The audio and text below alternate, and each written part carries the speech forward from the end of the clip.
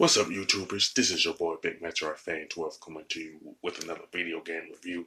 And in this review, I'm going to talk about the game Pac In Time, which was released on the Super Nintendo, PC, and the Nintendo Game Boy by Namco and Kalisto.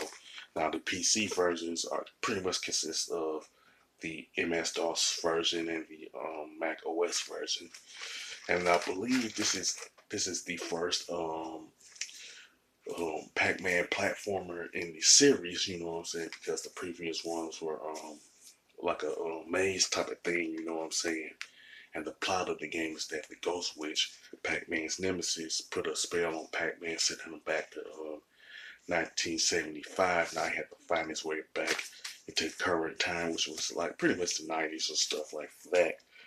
Now, the Super Nintendo version of Pac In Time has 5 worlds, with the first 4 worlds having 10 stages and the final one having 11, bringing the grand total to 51 stages and stuff like that. The Game Boy version has pretty much 7 worlds, you know what I'm saying, with the final with 2 of the worlds not being in the Super Nintendo version and having 10 stages each, bringing the grand total for the Game Boy version 70, you know.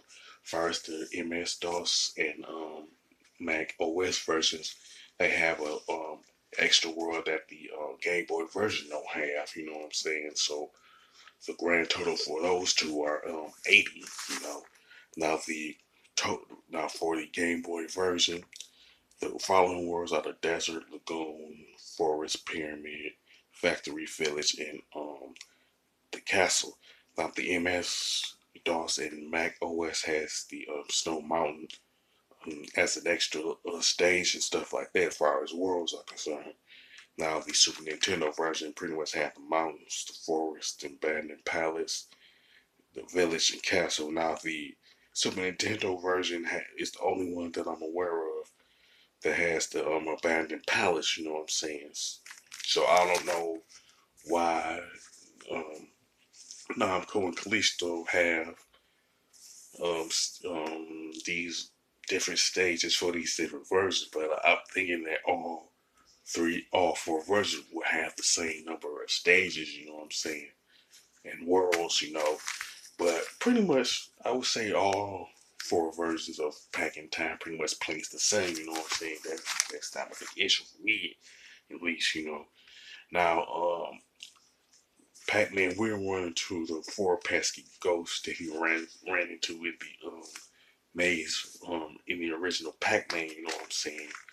Pinky, Blinky, Inky, and Clyde, stuff like that, along with other enemies that's pretty much new to the Pac-Man franchise, you know. And I don't think they show up in any other Pac-Man game since the release of Pac In Time, though. You know what I'm saying? If that's the case, you can mention it in the comment section of the video. Now, Pac-Man has 4 abilities that he gains by jumping through different 4 different rings that's represented by colors. That's for the Super Nintendo, MS-DOS, and Mac OS systems. You know what I'm saying? And pretty much with the Game Boy version, the 4 rings are separated by design. You know, now the 4 abilities are fireballs, where Pac-Man jumps to a yellow ring, the which allows Pac-Man to shoot fireballs, of course. And he can also get a hammer when he jumps through a well, pretty much by jumping through a red ring. He could, when he gets that hammer, he can smash through solid surfaces like an old cracked log and stuff. And he can also swim by jumping through a blue ring. You know what I'm saying?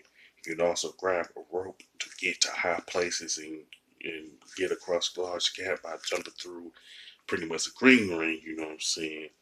So depending on the stage you're on, you can get sometimes you can get off or a specific one suited to the stages you're on, stuff like that. You know what I'm saying? Now, for you to complete each stage, you pretty much have to gobble up all of the pellets on the stage. You know what I'm saying? I think that's the first time since the first Pac-Man game, you have to clear a stage by getting all the pellets, and there's no power pellets to my knowledge. You know what I'm saying? But I'm pretty sure that there are some. You know. Now, as far as the graphics and design of the game, they're pretty good with some nice color palettes and stuff like that. And the I would say the um, controls of gameplay are pretty good, but I do have pretty much a gripe with it, like the jumping and the movement. It can get kind of slippery when you're trying to jump on a particular moving platform. You know, I wish the game mechanics were tighter than it is. You know what I'm saying? And plus the soundtrack is pretty good. I don't have no big time gripes with that. You know what I'm saying? You know, it pretty much fits Pac In Time in my opinion. You know what I'm saying? I would say overall, Pac In Time is pretty much a good game overall. It's probably one of the most underrated games in the Pac-Man franchise. You know, and pretty much I would recommend this game to anybody who is a fan of the Pac-Man franchise, fans of the platforming genre and retro gamers and stuff like that. You know, with that being said, if you like this video, you can pretty much sound off about Pac-Man. If you like any of the stages, any of the power-ups, music, or whatever the case may be, you know what I'm saying? So if you like this video, don't hesitate to click the thumbs up button. Don't forget to subscribe and hit that bell notification button. This is your boy Big Metro Fan 12 signing off.